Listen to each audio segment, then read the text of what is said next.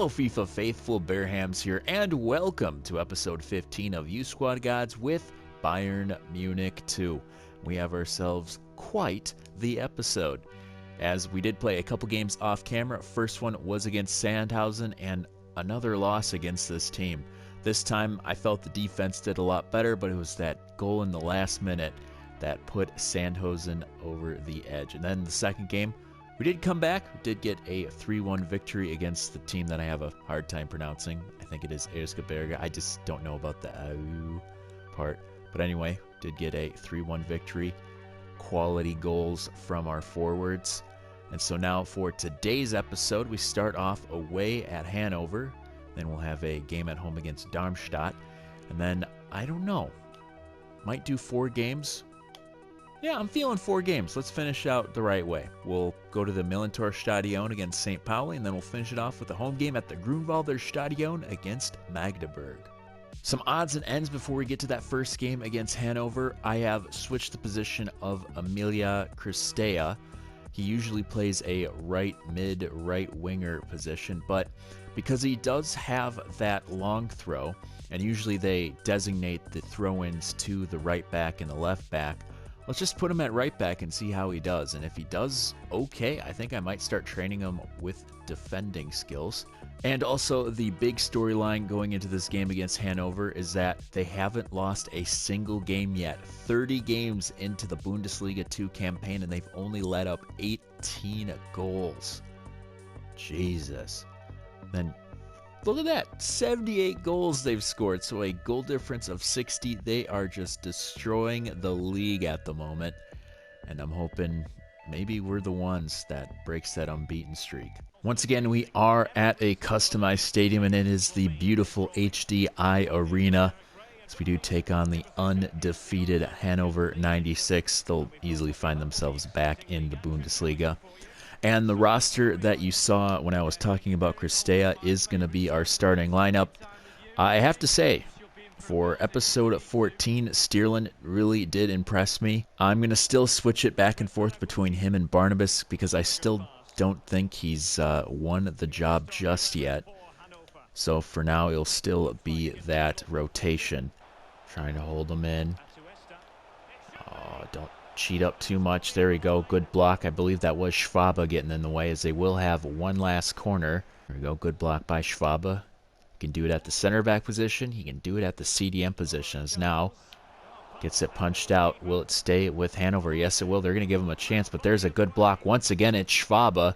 And that is how the first half will end. Good job by our defense, holding them to just errant shots. Nothing clear-cut as of yet. That's going to be cleared up. Vera not really wins it. Now here's a chance on the counter. So Haraguchi from the wing will find Daka. There we go. Good interception, but it's going to stay with them. Oh, no. Campanucci steps out of line. That's going in. Campanucci just wasn't ready for the interception and the chains of possession. So after, I don't know, about 50, 60 minutes of clean sheet football, it's the home team that gets on the board. Schwabe to Ortiz.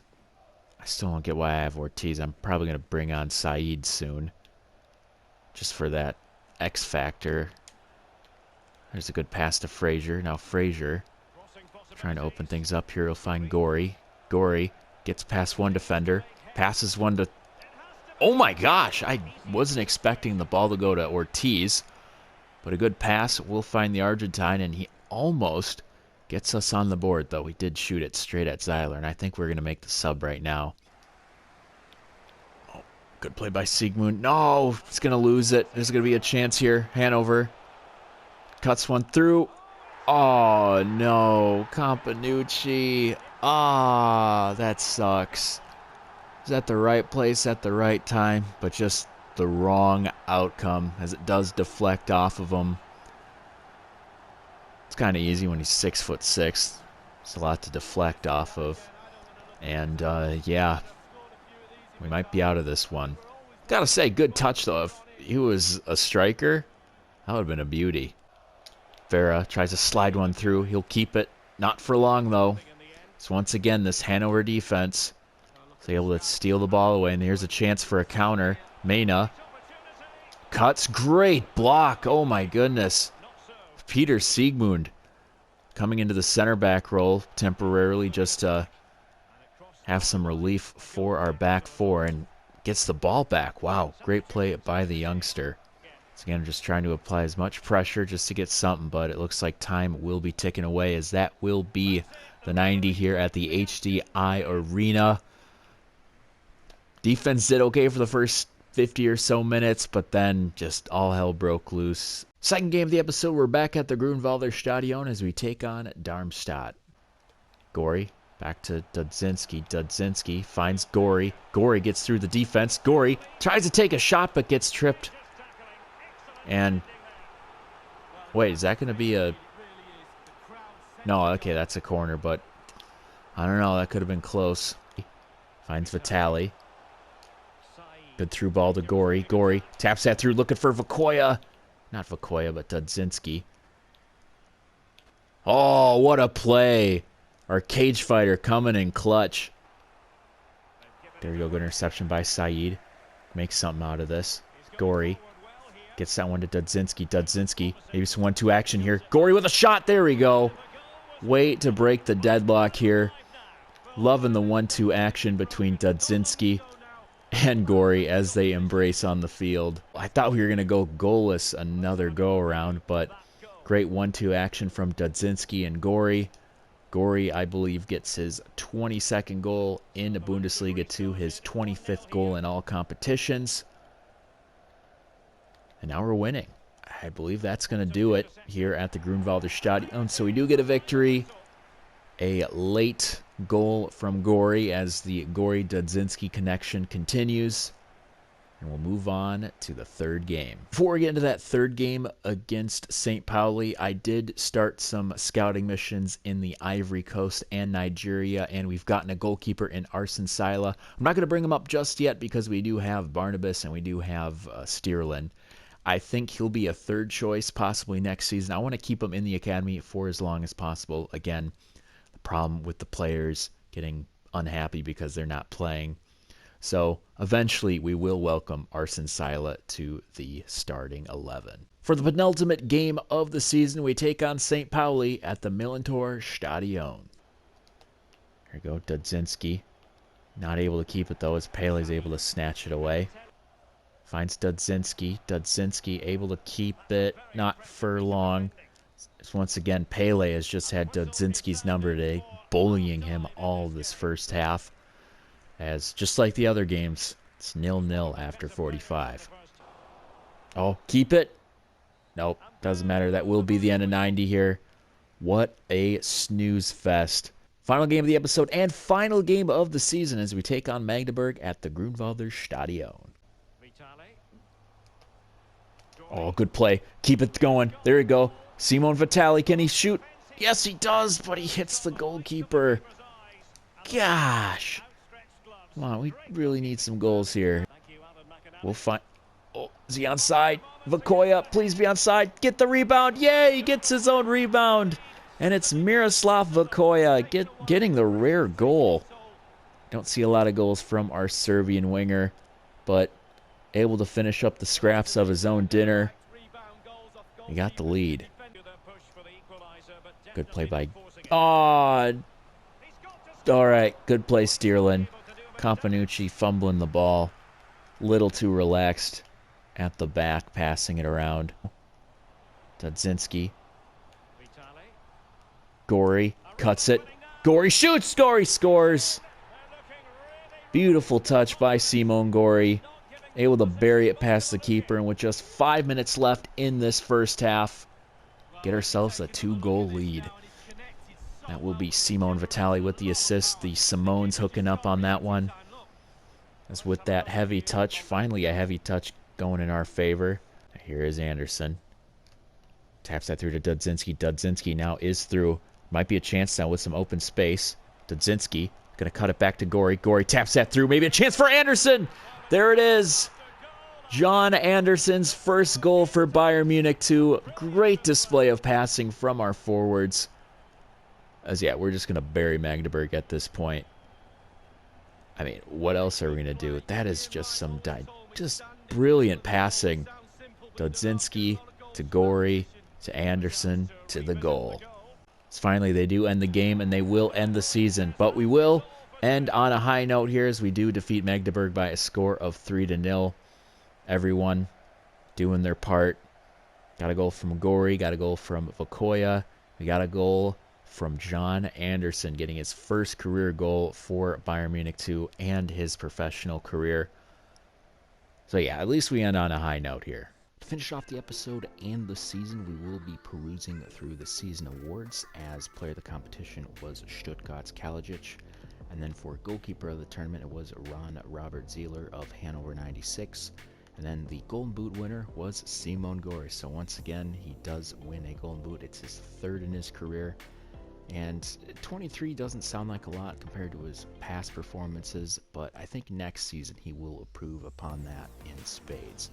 And then finally, we'll hit team of the competition. Not as many names as we had last season, but again, we only finished 7th, 8th, so we're not going to get that much representation. We do have Simon Gorey, and we also have Santi Vera, and then we have center back Gaston Campanucci. So congrats to those three. Instead of going through the players one by one, I'm going to be taking a look at the bigger picture in terms of players that might be legends by the end of this save. Starting off, we do have Mateusz Dudzinski, who's gone up by 7 to a 72 overall. I expect him to go even more since he does have a showing great potential tag, which is awesome because that shows that the dynamic potential is working, since he started out with like a very low potential. So I'm thankful for that. This season he had 9 goals and 13 assists in 36 appearances. He was really good. I mean, amazing. He was just one off the assists leader, who had 12. Could have had a chance to get into the top 11, but you know, what are you gonna do? He's been really good throughout the entire save. He's really helped out with Simon Gorey. Those two, again, they just have this symbiotic relationship where it's one knows where the other is. They can do those quick taps to each other, and ball's going to most likely go in. So I see him doing well moving forward. If we can get his overall up close to like a high 70s, low 80s, and if he can add on those assist totals, I think you might see, who knows. We also got Simon Gorey. He doesn't have the numbers like past strikers on my channel, but I think he does bring something to the table. I know he only has 26 goals, but I've looked at the assists of my past strikers. The most one had was 8. And throughout his whole career, he's had more than 8 in all 3 of his first 3 seasons. So you have to say, hey, alright, yeah, he's not the goal scorer that we want him to be, but he knows when to pass. He's not a selfish striker. He knows how to hold up play, knows when Dudzinski's going to make the run through the hole. He'll find him, and then Dudzinski will score. So I think if there's more production from those two, I can see both of them making some award lists, that's for sure.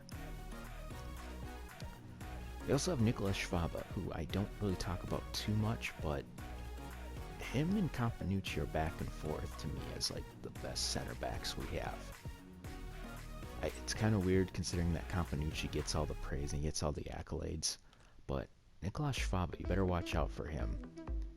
I think because with his potential to be special tag, I think he might become just an unstoppable force once we hit the Bundesliga. And also we have Gaston Campanucci, the captain. He's been good since day one.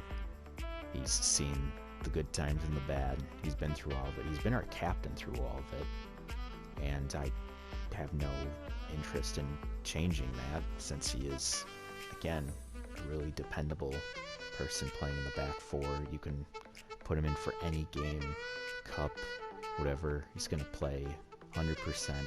He did have some low marks this season, but then again, it's a new challenge. It's a higher division. So I think he'll get comfortable with it next season, and who knows? he might once again be on the top 11. So yes, this will be the end of the episode and Season 3 of You Squad Gods with Bayern Munich II. I hope you enjoyed watching as much as you did playing it. Be sure to like it, subscribe, and I will see you in Season 4. Yes, this has been Bearhamms, and as always, toodaloo.